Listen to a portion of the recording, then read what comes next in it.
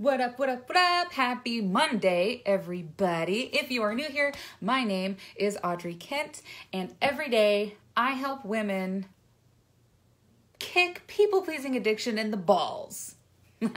Not to be like super gender assigning or whatever. I help women break free of people-pleasing addiction, also known as enabling and codependency. And every Monday and Friday, I come here live to give you guys complimentary whimsdom, hashtag whimsdom, complimentary guidance on all kinds of topics, especially ones that people-pleasing affects in your day-to-day life, but also ones that people didn't even realize were attached to people-pleasing. And I can't wait to get into tonight's topic because like I mentioned before, hi Melissa, like I mentioned before, it was brought about because I was going to talk about something else tonight, but it was brought about by the moral conversation I had on my page last night with a fellow participant, with a follower. Who is no longer a follower, but that's totally fine. So if you are watching live, comment below. Let me know that you're here, where you're watching from, if you can hear me okay. And before we get into it, I do want to stress the fact that no matter how many of these videos that you watch, no matter how many of my motivational memes that you share, I can't help you and give you all the information and all the help and recovery and advice that you need. I can't tell you everything you need to know unless you ask. I cannot help you unless you are willing to begin your journey with me to break people-pleasing addiction and move into your recovery. I do offer these for free to help kickstart your journey, but I just want to put that disclaimer out there that this ain't gonna solve shit for you. It'll make you feel good in the moment, but I am right here and never feel embarrassed about reaching out to me to talk about how to actually begin your journey, okay? So, what we're talking about tonight is, now I'm not going to talk about the conversation I had, what it was about. I might mention it, but the point of tonight is the realization that I had that it's so important for me to bring this part of what I teach my clients into the forefront and bring this into the light, because I actually haven't seen it talked about in, especially in the mainstream media, but even in interactions here on Facebook. Politics, religion, just ideals as humans, there's always one side or the other, right? Or there's several sides, but it's always this interesting dynamic that happens. And it struck a chord with me. It's very easy for me to talk about. It bores me to talk about because the conversation that I had last night, because, and this is why I don't talk about politics and religion a lot, but it's because to me, it's not mentally stimulating unless I'm speaking to someone that has truly accepted responsibility for who they are, who they want to be, and the actions that they perform and the things that they do and say that represent that. It's very draining for me as an empath, as a recovered people pleaser. It is very draining for me to have a conversation with someone that they're really hoping will get somewhere. Meanwhile, I know I'm talking to someone who is not accepting responsibility and acknowledging who they are and truly taking responsibility for who they are. And that taps into so much in a people pleaser's life. That taps into so much of lost identity. That taps into so much, especially if you're a pit bull and a phoenix. Both of these, the pit bull and the phoenix, are both very heavy in this ideal. It taps into the lack of identity and then the abrasion and dominant stance that is then taken to hold tight to whatever idea we have of our identity before we move into people-pleasing recovery. So when you get into conversations politically, about religion, just about any kind of opposing views, there's an interesting dynamic that occurs, especially when both sides haven't accepted responsibility for who they are. But I want to talk about tonight, and I'll give you a few different examples, but I definitely want to talk about tonight how you can begin to live a fully authentic life, to get rid of self-doubt, to get rid of questioning. This also, on the back end, it clears up so much bullshit that we carry with us on the day-to-day about our confidence in ourselves. How many times have you had a conversation about something that you did know about, that you were passionate about, but maybe by the end of the conversation, because the other party is very either aggressive or maybe knew a little bit more than you or whatever, by the end of the conversation, you're feeling kind of not so sure. You're feeling not so confident in what you were like steadfast on in the beginning of the conversation.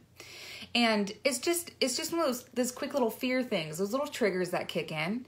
And it happens to the best of us when we wake up in the morning feeling like a grown-ass adult, and then something happens throughout the day that makes us feel like a dumbass teenager.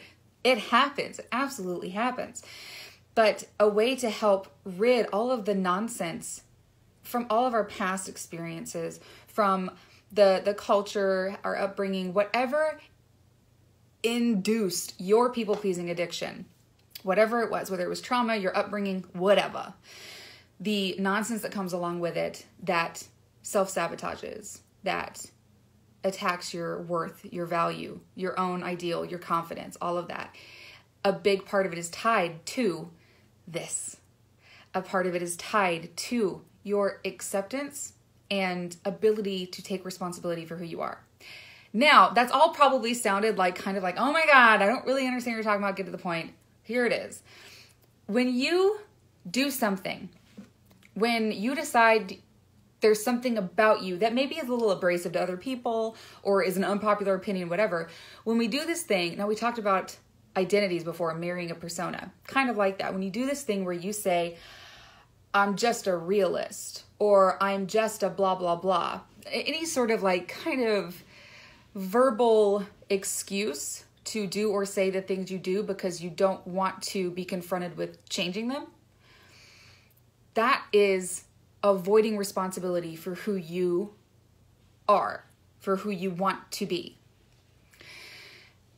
The reason that people like this get triggered so easily and get so super defensive so fast is because when they're challenged of who they think that they are and who they want to be, when they're challenged this way, they immediately think they're being asked to change. And this is the dialogue we need to change. We need to change the dialogue of conflicting ideas with anyone asking anyone to change. The dialogue needs to be shifted to both people asking the other to acknowledge who they are and who they want to be. And stop with the bullshit. Stop with avoiding things. Here's an example. The conversation that I had last night was because of my religious post about loving thy neighbor. And a woman who is actually a close friend of the family, she was around before I was even born, has always been very supportive of me. And there's going to be a little side note later on about sticking up for your standards. But this woman really thought that she was coming from a place of caring. And that's something that I do have the time for. I do have the time to listen, to hear what you think you need to say when you feel as though you're coming from a place of caring. You can tell when someone's purposefully being an internet troll. I ain't got time for that. Block instantly. But I had time to listen, to see what was going on with her dialogue. And she induced a little bit of fear-mongering. And basically she was saying, yeah, it's just really hard to love your neighbor when, and you can go read this later if you feel like it, but she's basically saying it's hard to love your neighbor when they hate what you stand for. And she was speaking of Islam, the Muslim culture. Brown people, scary brown people. Ah! And I kept trying to not see where she was coming from, but I kept trying to get further into the dialogue to see if she could acknowledge where she was coming from and why she was saying these things. And she did, and it was fantastic. It was a very muted conversation. Nobody got crazy. I love it when people can have these kinds of conversations. And then standards come in at the end, and you decide whether or not you want them in your energetic field after that. But the conversation didn't get out of hand, and it was simply, she did come to the conclusion that, and I don't know if she meant to say it out loud like this, but I'm glad she did, of that her fear that I could fall victim to terrorism. That fear is what made her feel she had the obligation to remind me to be discerning of brown people. Now, here's the difference in the conversation of trying to change each other. Now, if she thought that I was trying to ask her to change, no, I don't expect people to change. What I expect people to do is exactly today's lesson. Acknowledge who you are and who you want to be. Acknowledge that for what it is. Stop pretending it's not. And either change or own it. And I even said as much of that to her. The real question being, are you just picking and choosing your devoutness to whatever religion you follow? Or are you afraid? Are you just falling into the security blanket of casual hate that might be supported in different areas of your life because you don't want to go through the discomfort of acknowledging something about you, acknowledging that hate, and either deciding to change or own it? So I would love if dialogue could be shifted, especially in online conversations, about changing or owning it. Because if things can be brought down, hey mom, if things can be brought down into black and white, if you are going to say a joke or use a voice or do whatever that would offend someone in some way, and this is a great conversation in the midst of people getting offended because everyone's too sensitive nowadays. If you acknowledge who you are, take responsibility and either change or own whatever you're doing, then you won't be affected by this. And you won't be so easy to be offended by this. So if you're going to say a racist joke, you have to be real with yourself. This is what's wrong with so much of the world right now. People not being real and not taking responsibility. No one's asking you to not tell your racist joke. No, I appreciate humor too. No one's asking you to not tell the racist joke or to change who you are. What I'm asking you to do is go, okay, that joke is racist. Don't cover it with a bunch of other shit of, but it's funny, or, but some racist jokes should be allowed, or, but my black friends think it's funny. Don't put anything else on top of it. It's black and white.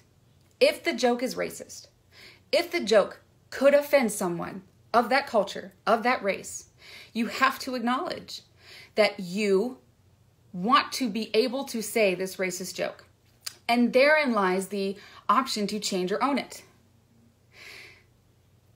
And I go through this every day. There's tons of things about I was raised in Georgia. You don't think I've had to reevaluate some shit in my life and make a decision to either change things I was taught or picked up along the way or own it? Abso-fucking-lutely. Absolutely. But you have to acknowledge it. So it's very simple. If you tell a racist joke, you happen to love that racist joke, someone gets offended, you need to be real with yourself and go, okay, it's a racist joke. Take all the other bullshit and excuses you want to put on top of it aside. It's a racist joke. Am I going to change my behavior from here on out and decide that that joke just isn't appropriate? Or am I going to own the fact that I'm racist? That's so uncomfortable and scary for a lot of people. And it's not about, oh, you want me to say that I'm an asshole, just walk around telling people I'm an asshole? Don't worry, honey, you're doing that on your own. When you put all your excuses on top of the joke that you want to be telling. You don't got to tell anyone anything. People know. You don't see it, but people know. And it's the exact same thing of last night's conversation. It's this, no, I'm saying it because of this and all these excuses. I'm just saying because the majority, blah, blah, blah. No, what you're saying is racist and fear-mongering. Now, if you want to accept that and go, yeah, I am racist against this race. Yes, I want to live my life promoting fear in the heart of other people so they will be as scared as I am. Own it. Don't give me your bullshits. Don't give other people, don't poison the world with your excuses. Own it. Then people can decide whether or not they want to be part of your life. It's that simple. It's really interesting to me, the people that feel like they're being threatened and like, oh, everyone's so sensitive nowadays. Low network connection. Can y'all see me? Okay, I'm back. Ugh. But it's really interesting to me that all of these people that get really offended and, oh, everyone's too sensitive nowadays and what, I got to change the way that I talk. And this has to do with so many things, so many things. And I'm not just talking about, this isn't just Republicans or anything like that. Just broaden your minds. But anyone that gets really challenged and takes that dominant stance against it, it's very interesting because they're also the ones that preach, I don't give a fuck what people think. I'm going to say what I want to say. But you give a fuck enough to layer your racist, hateful, fear-mongering, whatever, or just inconsiderate, or just simply inconsiderate, no matter what it is. You are choosing to layer those with excuses of, well, it's because the majority, blah, blah, blah. Oh, well, it's because I've been telling that joke since I was a kid. Oh, well, it's because people are too sensitive nowadays. When you layer it with excuses, instead of just breaking it down to the black and white, is this a racist thing? Am I okay with acknowledging that I want to continue to be racist? It's that simple. So people really do, they're really the ones that care the most what people think. And that's why they're trying to sugarcoat their right to continue living whatever way that they want to live. And it's interesting. I've had this conversation with a lot of people, and it kind of never occurred to me. I teach my clients. I don't give them a whole, like, accept it if you're racist conversation.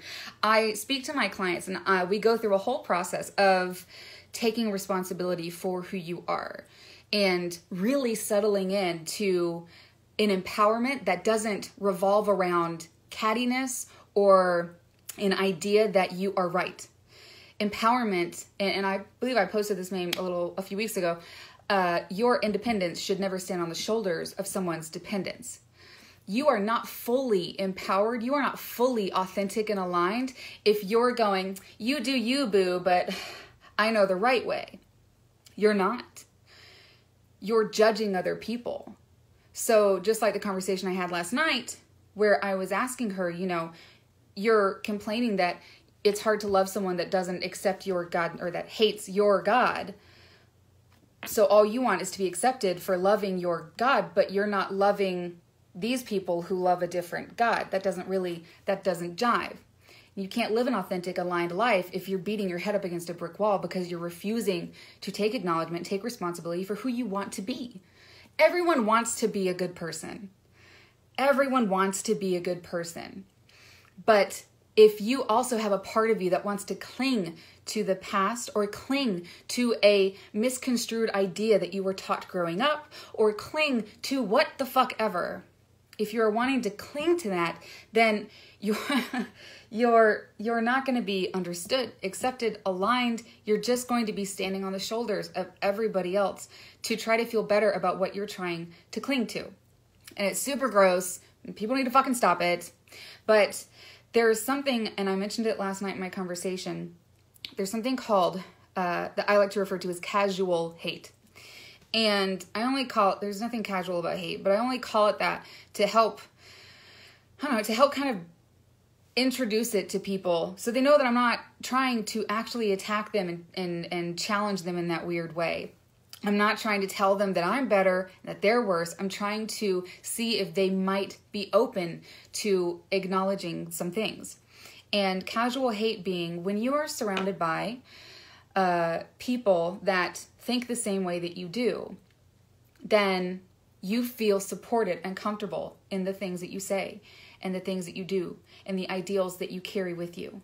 Right? This happens in groups of friends. This happens in work environments. This happens especially in relationships. If it's your lover or husband, spouse, wife, whatever, if it's your spouse or even, your parent, or a coworker that you work side by side every day, anyone else work in a dark little closet for 12 hours a night? No?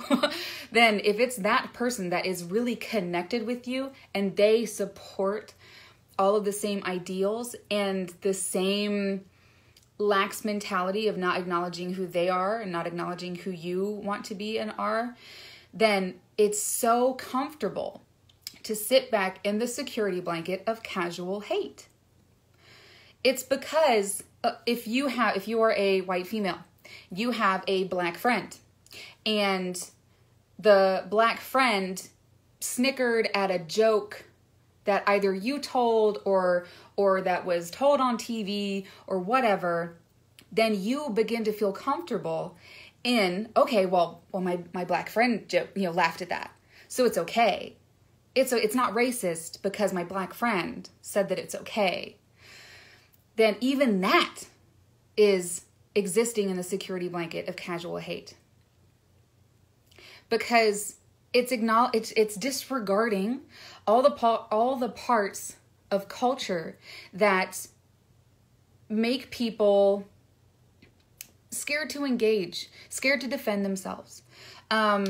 Maybe you didn't think for a second that your friend snickered because they were uncomfortable. Or maybe you didn't think for a second that your friend really quickly had to weigh the difference of keeping their friend or losing another friend for sticking up for themselves. Or maybe they just didn't feel like fucking being the black pioneer for the day, or like whatever. There's so many things that go into it, but security blanket casual hate is so comfortable. It's so much easier than choosing love and light. And I don't mean love and light and like that, empowerment coach, love and light, blah, blah, just band-aid everything with love and light. No, I mean legitimately choosing love and light, which comes with hard work and change and acknowledgement and diving deep into who the fuck you want to be, who you want to portray in this life. So many miscommunications happen in our day-to-day life. We get taken advantage of so many times even because we don't do the work to acknowledge who the fuck we want to be as a human being, and then do the work to either change the things that don't line up with it or own the things that we're like, no, you know what? I'm sticking fast to that. I was raised in Georgia. I was raised in a security blanket of casual racism, of humor, of all kinds of things. I was just raised in it. I was even raised in a casual hate blanket of racism toward Latino ethnicities. Because my father was from Argentina, and there was always this kind of casual, when his mother was in town, or his father who was from a rich family and just thought he was fucking better. This casual kind of like Mexicans aren't the same level of Latina that we are. Mexicans are down here, and we're basically I was taught to believe that Argentinians are like the royalty of Latinas in comparison. I was raised to believe that. I didn't know any better. I didn't understand. And growing up, this is the simplicity of it. If something strikes a chord, now it can either strike a chord in you. This gets really hard for people to acknowledge, but once you're more in the thick of who you want to be and acknowledging and taking responsibility for that person, it'll be real easy to start feeling those pings inside of yourself like, oh, that just felt like something that I shouldn't say. Not because I'm worried about other people, but because it doesn't resonate with who I want to be as a person. But these things started happening. These little chords started getting pinged in social aspects. I was also homeschooled, so I received a lot of social cues in my later adult life, way later than other people, and I had to take them in and be like, fuck, what am I going to do with this?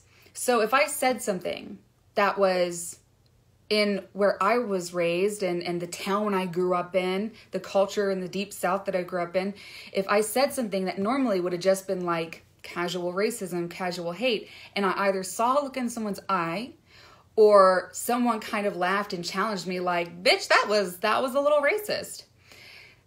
I had to make the decision to start going, oh, fuck, okay, that was racist.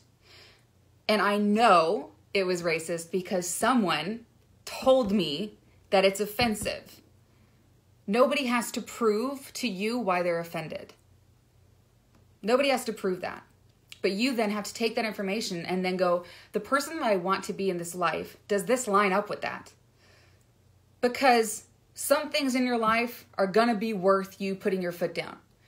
I do not have a problem with the word cunt. I don't. And that's just something I put my foot down with. And it lines up with who I want to be in life. So if you say something racist, someone says it's and I know I was using the word racist a lot, but this is a casual concept for a lot of people. So you just have to be like, okay, this racist thing, do I want to keep saying it? Do I want to put my foot down and be like, no, like I know, and this is the best one everyone goes to, I'm not a racist. I know that. you can't take away my right to say this thing because it offends you personally. Stop putting your excuses on shit. You said something racist, then decide if you want to put your foot down to be able to keep saying that thing. Does that align with who you want to be in this life? If not, you have to change it. You can't apologize and be like, oh, sorry, I didn't realize that was racist, and then not put in the work to change it. Or get offended or make fun of them later or whatever. It's just something that's, I don't know. I would love feedback on this topic. For anyone else that has experienced this, or maybe anyone else out there, this is probably a healthier thing to do. Anyone else out there who has done something racist or called out for doing something offensive or inconsiderate or racist, and they had to actually look at themselves and go, ew, okay, yeah, that's not who I want to be. So why would I want to say those things? Okay, I will never say that again. A really easy, I want to say analogy, example. I was raised using the term slave feet. Slave feet. This, we used it to describe dirty feet, walking around barefoot. I lived on a farm. The bottom of my foot was always just black with dirt. When I was little, I actually didn't understand that it was a racial slur because I rationalized things like a child. I was a child. So I thought slave feet meant people who were slaves that worked on the ground without shoes and had dirty feet. I didn't actually correlate it with racism, with black slaves. And as a child, I went, but black people have white on the bottom of their feet. So this isn't talking about black people because the bottom of my feet are black, and that's why we're calling it slave feet. Little layers of weird excuses that I hear adults use to this fucking day. I said the term slave feet in my adult life several years ago. And I can't remember which friend of mine it was. I don't know if it was my friend Chrissy or if it was my friend La Monique. I'm not sure. La Monique can probably tell me. But someone went, what? Like, oh my God. And they were stunned because I didn't usually say racist shit. So they were like, what? And I was like, what? And they actually had to tell me, no, you can't use that. You cannot say that. And it was something I know that I wasn't trying to be racist or insensitive. I know that I don't look at dirty feet and think of black people. But I had to acknowledge, and this is where I see a lot of people get so defensive and go, well, I didn't mean it that way, so I don't have to stop saying it. Which is basically the point of their argument of, how dare you call me racist? I'm not racist. They're like, well, I get right now you're not, but if you choose to keep using it and you sit here and fight for your right to keep saying it, then yeah, bitch, you're racist. And you need to either be like, yep, I'm a little racist, or fucking change. It's that simple. It really, really, really, really, really, really is.